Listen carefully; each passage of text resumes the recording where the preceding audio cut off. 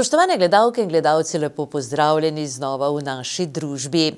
Danes z veseljem pozdravljava z zdravnico Alenko Simonič tudi gledalce televizije Slovenska Bistrica, ki so po novem tudi naši gledalci in upam, da bodo tudi tako zvesti, kot so vsi naši, ki spremljajo program televizije Ormož. Ja, danes, tako kot smo že napovedali, bomo govorili oziroma gospa zdravnica bo govorila o nespečnosti in o vsem, kar tukaj zraven spada. Tako da bo tema, verjamem, zelo zanimiva. Lepo pozdravljeni, Alenka. Dober dan. Ja, pravijo, ne, da pač bi naj človek odrasel spal 7 do 8 ur. Je to res? Ne, to ni res. Ne. Spati moramo toliko, da se zjutraj zbudimo spočiti. Ljudje smo zelo različni, enim je dovolj, so 4 ure dovolj, drugi rabijo spanja več. Spati moramo zato, da se naši možgani spočijejo. In te dobe spanja in ure spanja so odvisne od tega, koliko odstotkov spanja na noč človek spi, tisto tako imenovano globoko spanje. Ko smo mlajši, tega seveda več, ko smo starejši, je tega globokega spanja manj. Zato starejši ljudje definitivno bistveno manj ur spanja potrebujejo. Zdaj, vemo, ne, da recimo določene živali znajo spati samo s polovico možganov. Ne. Ptice selivke ali pa recimo kiti, pa delfini spijo vedno samo s polovico možganov. Zato, da lahko plavajo dolge razdalje, da lahko preletijo pol sveta. Mi ljudje na žalost nimamo te sreče, ne, in si moramo iti spat in moramo biti spočiti. Ne.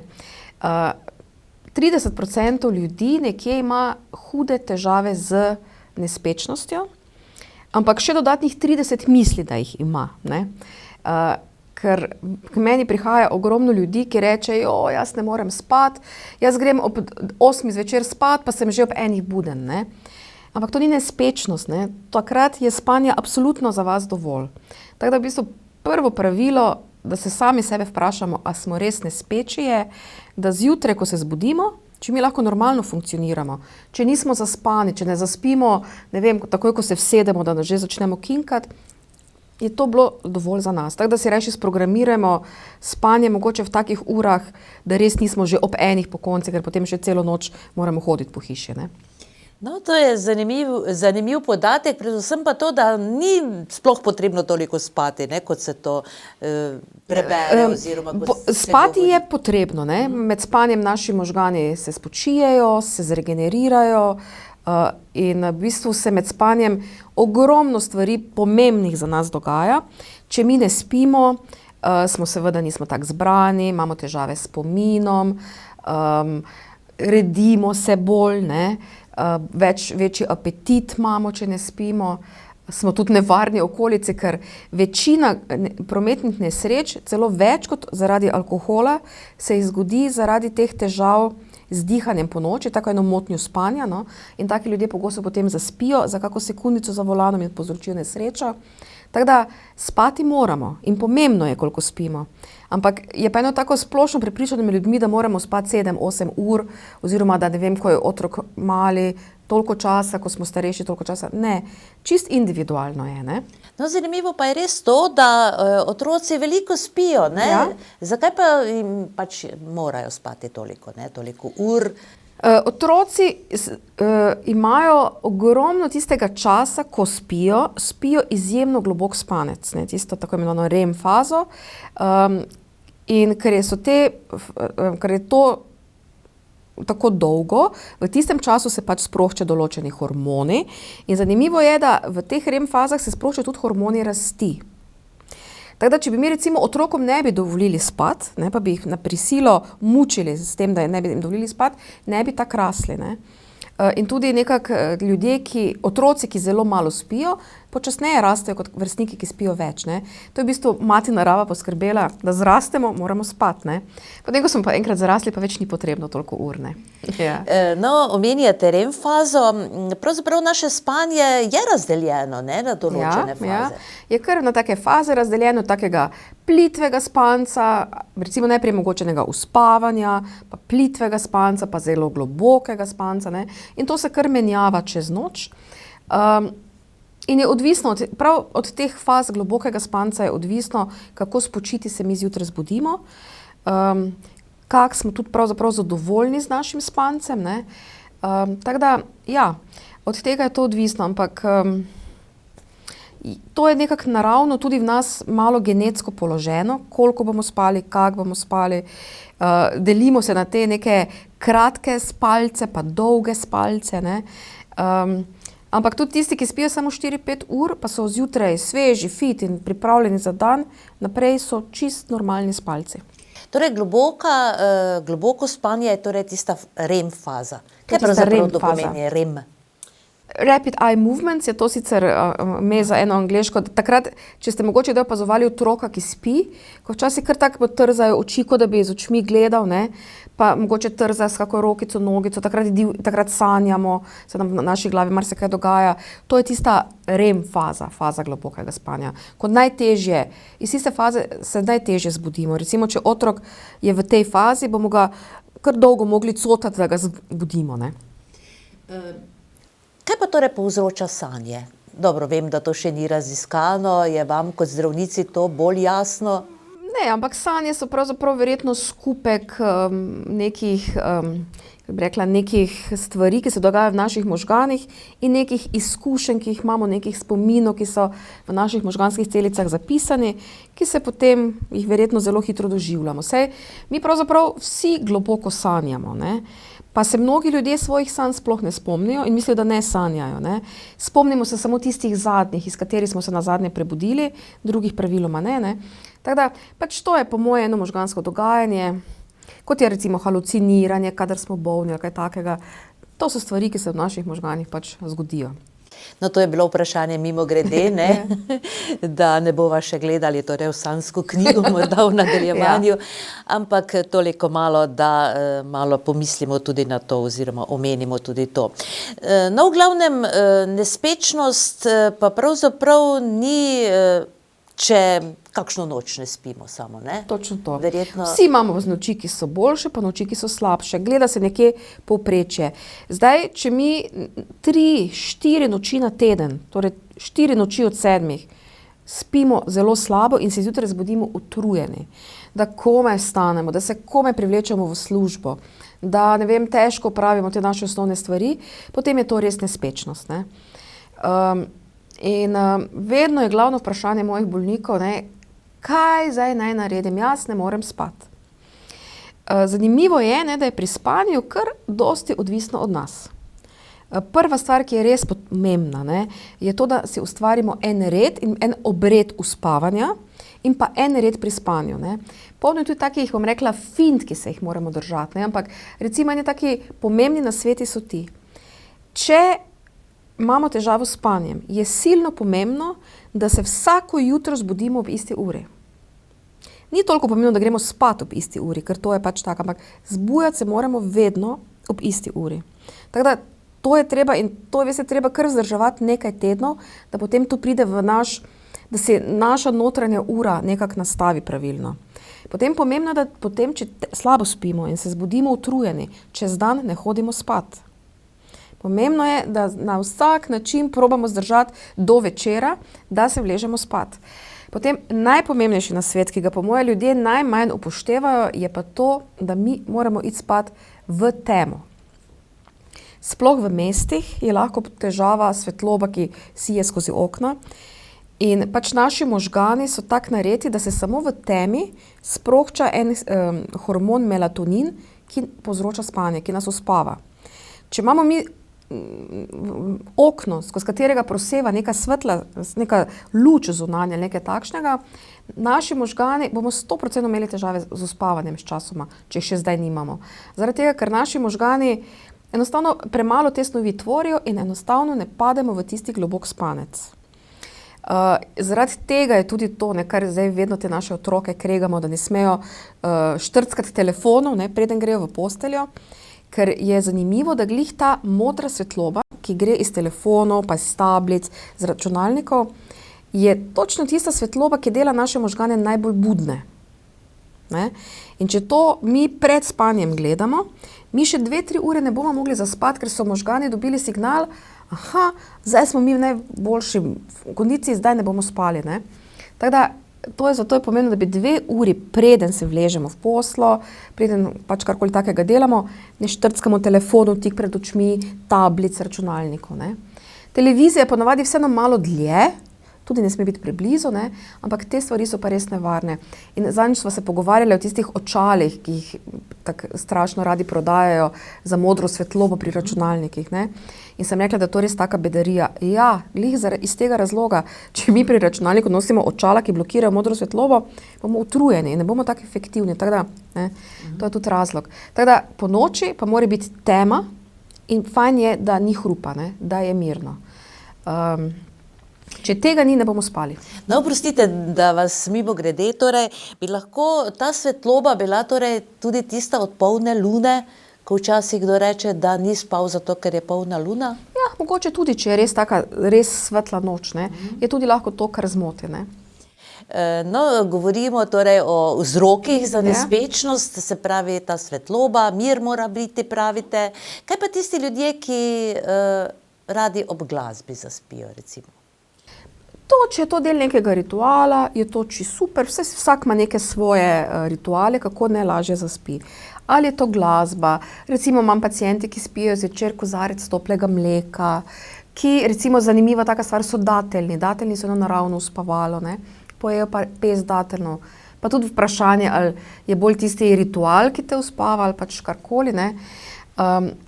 Nič ni s tem narobe, samo potem pa, ko enkrat zaspimo, pa če bomo imeli glasbo, nas bo verjetno motila časoma, bo privedla do nespečnosti. Ampak mogoče celo bolj kot neki zvoki, bolj pravzaprav gre za tiste moteče zvoke iz okolice, ne, je res ta svetloba silno pomembna. Tako da to mogoče res najini gledalci naj si nekako zapomnijo, da je treba dati neka senčila na okna in to mora biti prvi ukrep. In še en ukrep, ki se mi zdi silno pomemben in je tudi s strani teh strokovnjakov vedno poudarjen, nekako je postala navada, da imamo na nočnih omaricah ure, ki nam blinkajo, koliko je ura, ne. Nikoli ne tega imeti. Če imate težave s spanjem, skrite te ure pod poslo. Najslabše je, da po noči, veste, včasih se malo predramemo. Pogledamo uro in potem vidijo, da je ura, ne vem, toliko in se v trenutku začne tisti v možganih en proces, ne, zdaj pa zopet ne bom mogel več spati. Ne, ure skrit, vse te številčnice, ki nam točno kažejo, ne, to je fajn dati pročno, da tega nimamo. Torej, če ostajava pri nespečnosti, povedali ste, da na marsikaj nenaspanost lahko torej vpliva, ne? Na kaj vse konkretno, recimo, tako da bomo lahko bolj pazili nase? Ja, ljudje, ki slabo spijo, so predvsem s časoma se pojavijo kar hude težave s spanjem, spominom, tudi demence je več pri takih bolnikah, ampak predvsem težav s spominom, tako na splošno. Zanimivo je recimo to, no, da v skandinavskih državah, pač, da je recimo pri ljudeh, ki so delali v izmenskem delu in niso spali, se dokazano je, da je rak dojke pri ženskah, ki nimajo dejavnikov tveganja, ki niso imele mame, ki je imela raka in to, vejo, da je danes rak dojke lahko posledica nespanja. In ljudje, ki delajo v izmenskem delu, se v skandinavskih državah rak dojke šteje kot poklicna bolezen. Tako da, torej tudi maligne bolezni povzroča, ne. Se nam pa lahko tudi v samem spanju dogajajo ene težave, kar pogosta je, reče se spalna apneja, ko bolnik v spanju enostavno neha dihati, večkrat neha dihati in so možgani in sploh celo telo preslabo predihani celo noč. Takšni bolniki niti ne vejo, da slabo spijo, to vejo njihovi partnerji. In to dostikrat pridejo kakšne žene in povejo, moj mož tak smrči, jaz sem se kar mogla preseliti. On kar neha dihati, on se kar davi celo noč, ne. Takrat mi vedno zastrižemo z ušesi in dostikrat prosimo, da nam prav posnamejo to. Take bolnike potem pošljemo v tako imenovane spalne laboratorije, kjer spijo in kjer se jih med spanjem snema njihovo dihanje, njihovo predihanost in ugotovimo, da v bistvu včasih pri nekaterih so to tako kritične vrednosti predihanosti čez noč in taki ljudje imajo več srčnega popuščanja, hude težave s spominom in so tudi glavni povzročitelji prometnih nesreč, ne, tako mimogrede. Se pa to perfektno zdravi, pač dobijo en aparat, eno tako masko, s katero spijo po noči, In mi številni med njimi reče, da so se začeli na novo živeti, ko to dobijo. Ker niti niso vedeli, kako slabo so se prej počutili, zdaj za tem aparatom pa spijo normalno in se normalno zbudijo. Ne. Tako da to je ena taka težava. Potem druga težava so nemirne noge, sindrom nemirnih nog.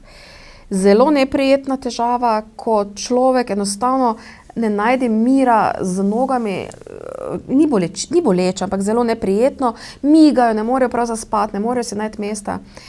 To je dostikrat potem povezano sicer s kakimi težavami s krvjo, pa s kakimi drugimi boleznimi in je treba najprej tiste vzroke odpraviti, ampak tudi kar pomembno vpliva na spanje. So pa še te tako imenovane, mi rečemo parasomnije, ne, to ljudje dostikrat reče pregovorno, ta pa hodi v spanju, ne, ali pa je mesečnik, ali pa ne vem, luna ga nosi, ne. To so kar take zelo neprijetne, dostikrat celo lahko nevarne motnje spanja, ko se pri bolniku v tisti globoki fazi spanja, čeprav on globoko spi, se začne neko gibanje pri njem, ne. In to je lahko včasih seveda celo nevarno, ne, ker včasih ljudje tudi grejo skozi okno, grejo, ne vem, na streho. Pri takih bolnikih so najprej tisti prvi ukrepi taki praktični, da mu nastavimo taki celofan okrog postelje, ne, sploh pri otrocih je to fajn, da če vstane po noči, da stopi na tisti celofan, ki zašumi, ga malo zobode v podplate in se predrami, ne. Ampak pač vedno tega ne moremo narediti, tako da take stvari je treba kar nekako resno obravnavati in jih tudi res imeti pod nadzorom, no. In vse te težave, ne, seveda in ta kronična neprespanost, potem res lahko hude težave povzroča, pozabila sem reči, ena huda stvar je tudi debelost, ne, ki jo kronična nespečnost ali pa kronično premalo spanja ali pa kronična nespečnost povzročata. Po noči, ko imamo mi visok melatonin, če spimo, ne, imamo tudi druge hormone, od raznih teh hormonov za presnovo do kortizola, se nam izloča drugače. In če ne spimo, se nam po noči tudi mahčevje kopiči v te cone okrog trebuha, take tipične te debele cone, no bom rekla, na boke, in se bolj redimo in tudi smo bolj lačni čez dan. Pravzaprav niti ne toliko, da smo bolj lačni, ampak nas hrana ne nasiti, zato več pojemo, ne. Tako zanimivo je to spanje, no, res. No, verjetno ti vzroki, ne, zakaj človek ne spi, so dejansko lahko različni, veliko vrst jih najbrž je. Ja. Ampak eno so torej fizični vzroki, eni pa verjetno psihični, ne. Razne depresije, kako pa to vpliva torej na človeka? Zelo, ne. Ker so tudi depresije nastanejo predvsem zaradi ene težave z določenimi hormoni, o katerih smo se mogoče že pogovarjali, kot so serotonin, dopamin. In vsi ti hormoni vplivajo na naše razpoloženje, ampak posledično imajo pa tudi se vpletajo v sam mehanizem spanja. Tako zanimivo je, recimo bolnik, ki ima težavo s kako, ne vem, depresivno motnjo, pa ima recimo težavo s kakim serotoninom, ti bolniki tako praviloma mi povejo, ko se vležejo v posteljo zvečer in po glavi samo premlevajo same težave, same hude stvari, glavo imajo polno samih težav, ne. To je tako prav res tipično, ko imam tega premalo in tak bolnik s temi težavami enostavno ne more zaspati, ker sploh ne more izstopiti iz tega kroga nekih skrbi, ki se mu vrtijo po glavi, nekaj, ne. Tako da, kadar ima bolnik to kot razlog, bo potreboval zdravilo, ki bo to, ne, in to so ponavadi antidepresivi, ki zelo učinkovito vplivajo na to spanje, ne. Pa mogoče samo, če še smem, bi jaz eno omenila, kaj je tudi fajn, da pred spanjem ne delamo, ne. Da ne kadimo tik pred spanjem, da ne pijemo alkoholnih pijač. Alkoholnih pijač predvsem zaradi tega, ker alkoholne pijače nas seveda malo zrelaksirajo in sploh tisti, ki imajo malo ta jeziček uvla, ki se imenuje od zadaj v žrelu, taki ljudje pa potem bolj smrčali, se bojo mogoče bolj davili med spanjem in tako, no. Potem prava kava je lahko težava, zato ker nas naredi malo bolj vznemirjene. Pa fajn je, da mogoče ne spijemo glih preveč vode zvečer, preden gremo spat, ker nas potem lahko zbuja to, da moramo hoditi lulat, ne. Tako da to so take stvari, ki jih lahko, na katere vplivamo. Ampak psihične težave, pa kot ste omenili, so pa res, moram reči, mogoče en najpogostejših problemov, tak na splošno v populaciji, da do motenj spanja pride. To pomeni, človek ima skrbi, pa ne more spati. Je to to? Ja, ampak veste, če ima človek samo skrbi, pa nima zraven nekega pomanjkanja, recimo serotonina, hormona serotonina. Tak človek ima te skrbi, ampak se bo zvečer vlegel v poslo in bo lahko zaspal. Kadar pa to preraste v eno tako eno hudo zaskrbljenost, tesnobnost, ne? To pa ni več samo navadna skrb, tu pa je že malo takega, tu se pač da pomagati za zdravili in se zelo učinkovito lahko pomaga za zdravili. No, to pomeni, da ravno zaradi ko ljudje pač uživajo antidepresive, torej tudi spijo, ne, boljše. Tudi boljše spijo, tako. Moram reči, da kar pogosto dajemo antidepresive, celo mogoče najbolj s tem namenom, da se ljudje naspijo, sploh pa obstajajo določene vrste antidepresivov, res takih, ki so pravzaprav izjemno dobra uspavala. Ker vemo, ne, da ena od stvari, ki se jih mi najbolj bojimo in otepamo, so tako imenovani hipnotiki. To so zdravila za spanje, uspavala. Ne. Uspavala, veste, so tak ena, bom rekla, to je droga, ki se navlečemo v 3 tednih. Po 3 tednih rednega jemanja uspavala postanete od njih odvisni. In ne boste več sami spali verjetno nikoli, brez njih. Ne. Oziroma boste imeli težave s spanjem zmeraj, ker čisto zmedejo ta naravni ritem spanja in res nas naredijo odvisne, ne, takoj. Zato res opozorilo vsem, ki to uporabljajo. Ni problem vzeti uspavalo tu in tam. Če veste, da imate naslednji dan neki pomemben dogodek, da morate biti koliko toliko zbrani, pa je pač to potrebno, da vzamete, ker veste, da ne boste spali. Tu in tam ni nobena težava, ampak redno jemanje pa je velika težava. Isto tudi jaz vidim vse med mojimi pacienti, je izjemno priljubljeno jemanje pomirjeval, ker se potem malo pomirijo, pa nekatera pomirjevala sploh imajo še malo tega učinka za spanje, ne, da pospešijo spanje, ampak isto, odvisno se razvije takoj. Tako da teh zdravil, če se le da, ne uporabljati za spanje, za uspavanje, probajte se z zdravnikom najprej o tem pogovoriti, pa vseeno probati prej, ker je kar en velik kup zdravil, ki se lahko poskusijo, ki se potem sicer mnogo od njih morajo imati celo redno, vsak večer, ampak so res učinkovita in ne povzročajo odvisnosti. To pomeni, to je torej edini način, zdravilo antidepresiv. Recimo pri nekom, ki ga muči nespečnost. Ne, ni edino zdravilo, več različnih zdravil je, niso samo antidepresivi, so tudi druga zdravila, ampak najprej, preden začnemo zdravili, ne, če že, je treba poskusiti z vsemi ostalimi ukrepi. Najprej mi rečemo higiena spanja. Da gremo z nekim, še enkrat, če ponovim, da gremo z nekim ritualom spat, da imamo temo po noči in da nimamo nekega nekontroliranega hrupa in da vstanemo vsako jutro ob isti uri. To je taki, kako bi rekla, en trening, ki ga moramo dati skozi.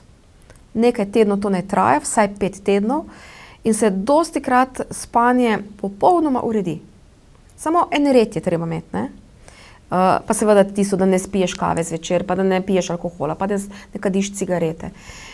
In šele, če to nič od tega ne pomaga, če so neke druge stvari odzadaj, če so kakšne druge težave, kot sem prej povedala, spalne težave, potem gremo za zdravili. Ena od njih so antidepresivi, so tudi še pač druga zdravila, večinoma so to bolj psihiatrična zdravila, ampak se uporabljajo v bistveno nižjih dozah za uspavanje, kot se uporabljajo potem za kakšne druge stvari. In mi je zanimivo, no, da je včasih ljudi strah teh zdravil, njih pa strah vzeti uspavala, ki je dosti bolj tako nevredno zdravilo, ne.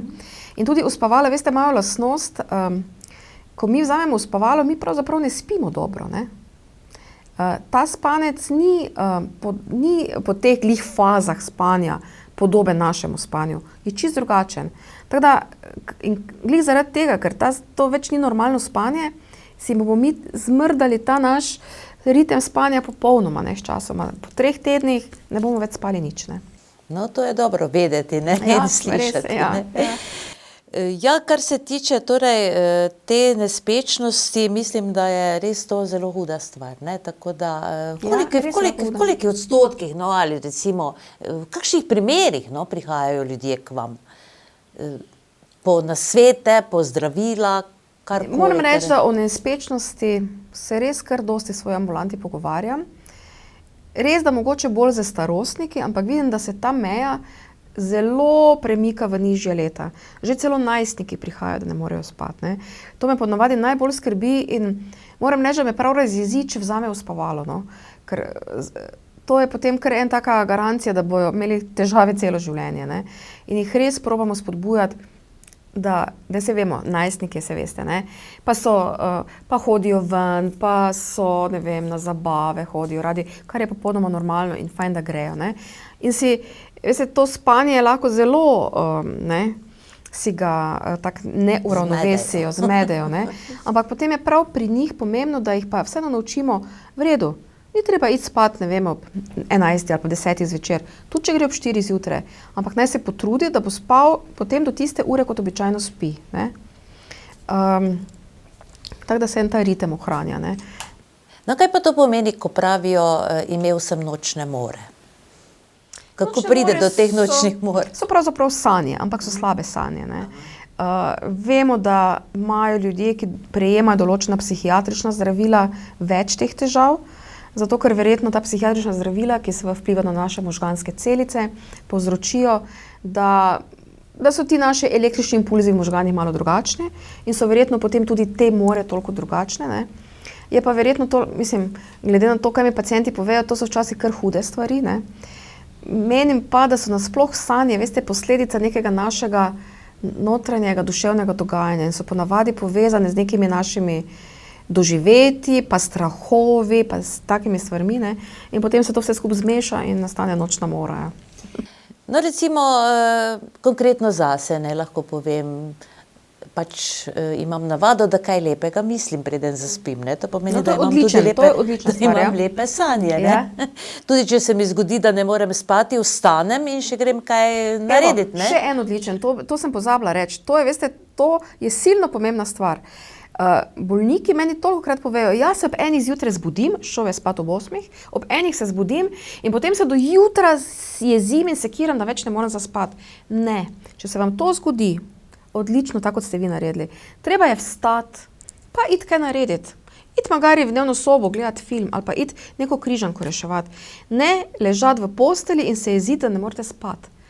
Če ste vi budni, naredite to, ker boste naredili več pametnega, kot da ležite in ste zjutraj celi utrujeni od tiste jeze, od tistih slabih stvari, ki so se vam potem dogajali celo noč.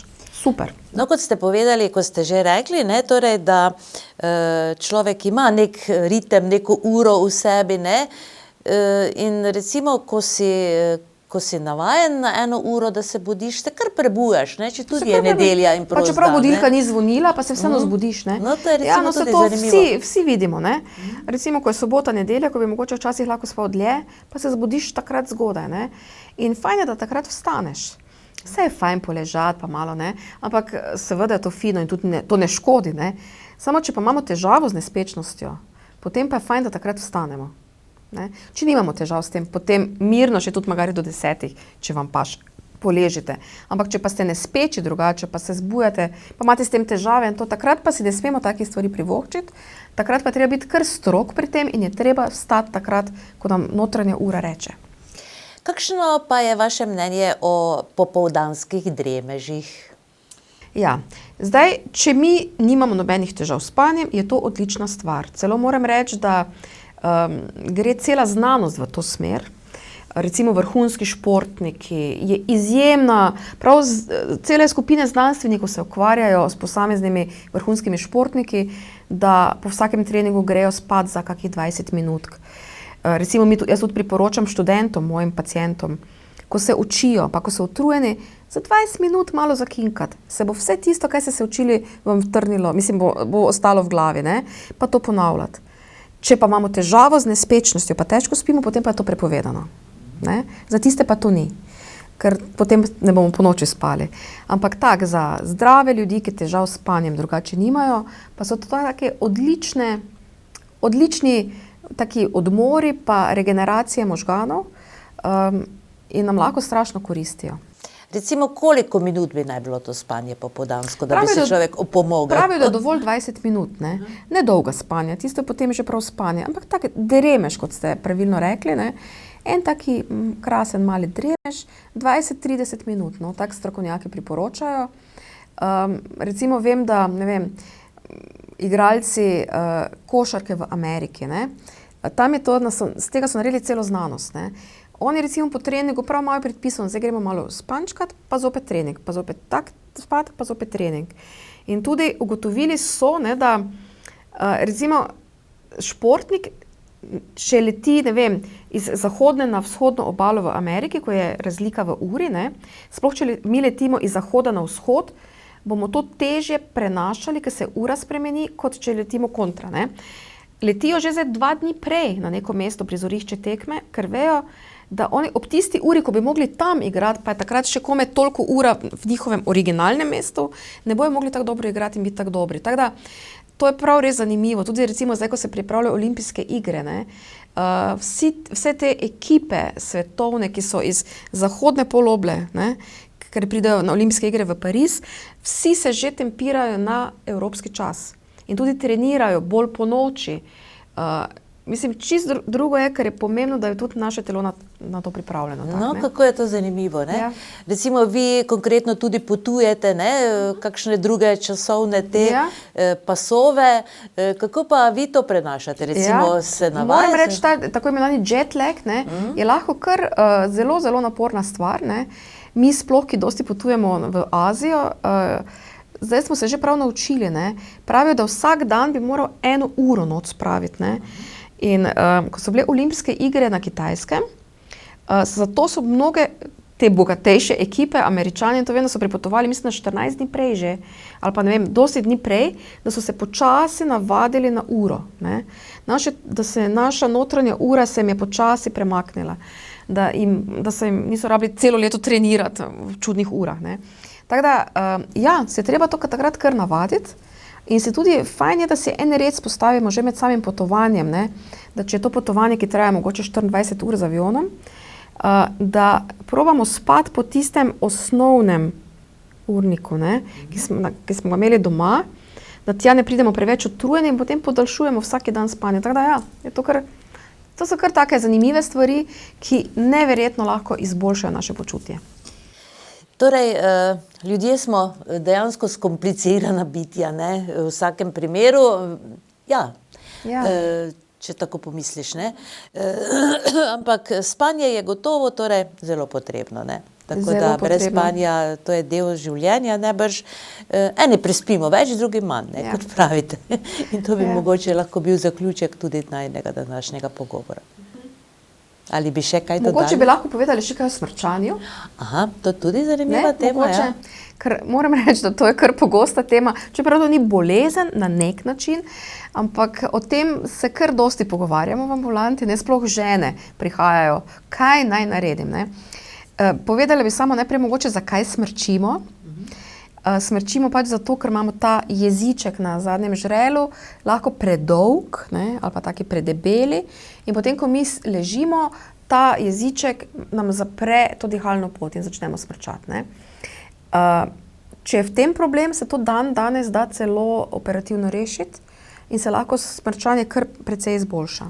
Potem druga opcija, zakaj smrčimo, so glih tista smrčanja, ki pa niso v redu. To pa je bolj pri takih ljudeh, ki imajo take bolj kratke, debele vratove ali pa so fejst debeli, kadijo. Tam je pa pravzaprav ta cev dihalna, ne, naša tako stisnjena, se tako stisne, jezik se zleze nazaj, ne, in potem dejansko se ljudje dušijo. Ne. Tako da to smrčanje je polno pripomočkov se dobi na trgu, raznih flastrov za nos, pa ne vem, kaj vse se to dobi. To je vse bolj, po moje, ne vem, nisem še slišala, da je bilo kaj posebej učinkovito, ampak operativni poseg samo pri nekaterih, ne pri vseh, kot ljudje mislijo, mnogi so se šli samoplačniško operirati, pa ni nič boljše, zato ker ni bil v tem razlog, ne. Včasih je res treba do svojega zdravnika z tem smrčanjem, pa da se vidi, ali gre za kako motnjo spanja, ki se da rešiti s kako masko, ali pa pač kaj drugega. Koliko pa je spanje odvisno od vzglavnika? Skoraj nič. Zanimivo, ne? Cela industrija temelji na teh polštrih raznih oblik in raznih, ne vem, pa tašniki spijo na strani, pa tašniki spijo na trebuhu. Pravzaprav je vzglavniku pomembno samo to, da imamo podprt ta del, ne, to krivino in bi v bistvu bil en polštrček, en zvitek brisače verjetno dovolj. Ampak se veste, ne, industrija in reklame nas naredijo in si nakupimo polštro en kup, ne, pa na koncu še vedno slabo spimo. Ne. Tako da treba si je najti, tudi jogi so ista stvar, ne. Enim paše bolj mehki, drugim bolj trdi, to je čisto individualno, kako mu paše. Fajn si je najti nekako, da spimo udobno. Pomembno je še tudi, ne sme nam biti prevroče po noči, ne sme nas tudi zebti, ampak predvsem ne sme nam biti prevroče. In je lahko spanec tudi kaj pa, recimo, kaj zvem, pravijo, da ni dobro spati na boku, torej za tiste, ki smrčijo, najbrž ni dobro spati na hrbtu. Ja, res je. Na trebuhu, za nekatere, ne. Ampak nekateri tisti pravi smrčači smrčijo v vseh položajih, ne. Medtem ko samo tisti, ki imajo res tisto težavo, ki se da operativno razreševati, tisti pa praviloma smrčijo samo, kadar so na hrbtu, kadar ležijo na hrbtu. In taka, čeprav zveni hecno, ampak čist resen nasvet je, da žene jim šijejo v pižamo na hrbet eno tenis žogico. Ker se potem ne more, res, mislim, hecno je, ampak res to deluje, ker se ne more obrniti na hrbet, ker se vedno zbudi, ker ga tisto zaboli, ne. In spijo tak in lahko to preprečimo. Ja, vsem torej želiva samo lahko še dobro spanje, ne? Ja, res je. Alenka, veliko nekih vprašanj, pa tudi pošte smo dobili na temo hujšanje in neka čudežna zdravila, torej, ki obstajajo, med njimi je tudi Ozempik. To seveda sedaj ni reklama, ampak dejansko imava tukaj vprašanje naše poslušalke, pa bi morda prihodnjič, ko bova spet skupaj, ne, morda Še to, kar rečem, na to temo kaj povedali, ne? Sicer smo se o tem že enkrat pogovarjali, ko smo se pogovarjali o sladkorni bolezni, ampak ja, ogromno vprašanj nasploh med ljudmi je o tem novem čudežnem zdravilu, ogromno, bom rekla tudi, informacij takih nenavadnih prihaja, no. Je pa res za to moje področje, s katerim se jaz ukvarjam malo tak in je fajn, ja, bomo malo povedali tudi o dietah, pa mogoče lahko tudi omenjamo potem sladkorno bolezen, pa sama ta zdravila, da razloživa, kaj je, kak je, ali so res nevarna, niso, ne, ampak ja, da malo povemo o tem. Verjetno bi tudi bi prav prišel kakšen odgovor, ne, zakaj je prav, da shujšamo in zakaj ni in če je potrebno ali ne. Tako. Alenka, najlepša hvala za danes, se torej vidimo prihodnji mesec. Super, hvala. Tako, spoštovane gledalke in gledalci, kot sem že povedala, želiva vam dobro spanje in torej upam, da vam je kakšen nasvet od danes prav prišel. Tako veliko zdravja vam želimo, pa se vidimo torej v mesecu marcu. Srečno, do prihodnjič.